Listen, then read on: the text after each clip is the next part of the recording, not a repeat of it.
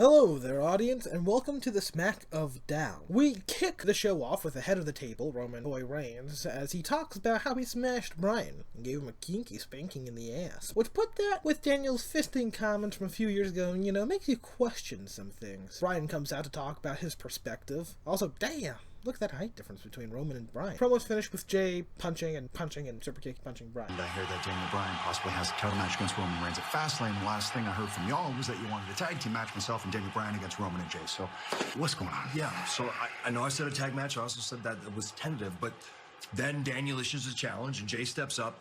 Look, this thing literally fell in our laps, this match. It did. Honestly.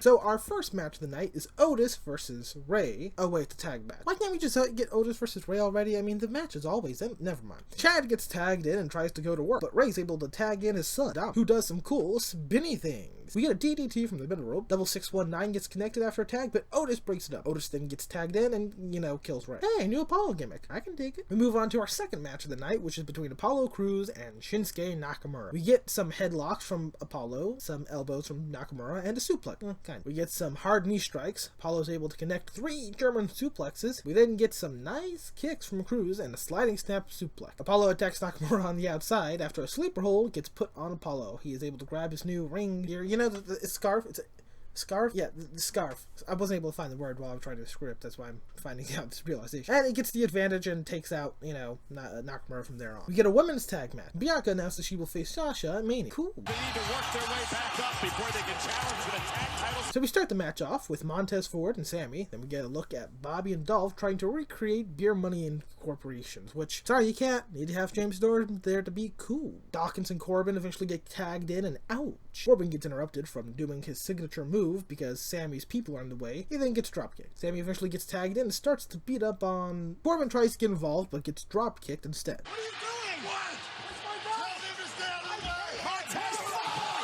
Street Profits win. Seth gets spun by Cesaro. Now time for our main event match. Jay starts off fast, but Bryan slows him down with working on Jay's arm. Bryan then clotheslines Jay after some cool flips. We then get a Hurricane Rana from the top rope. Jay takes the momentum from Bryan after kicking Bryan in the bye-bye knee. Jay then starts pounding on that bad knee, but Bryan does grab control after a small stint outside. Bryan goes to the top, but Jay moves out of the way. Bryan tries to go for the running knee, but Jay completely takes it out. Ow. Jay goes to the top rope, but takes too long as Bryan does a suplex and locks in the yes lever. Jay makes it to the bottom rope and count out. Boo! I boo you! Well, that's SmackDown. It's great, not really as phenomenal as the previous one, but it's something to look forward to. I think this was just almost perfect. If the women's tag match had more terror, and also our main event didn't complete with a double count out, I feel like that this definitely would have been a 10, but I'm going to give it a 9 out of 10. Watching, subscribe to Nelson, and hopefully one day WWE will be consistent again.